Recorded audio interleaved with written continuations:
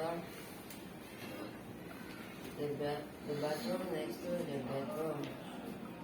The kitchen opposite to the bedroom. The living room next to the kitchen. The other living rooms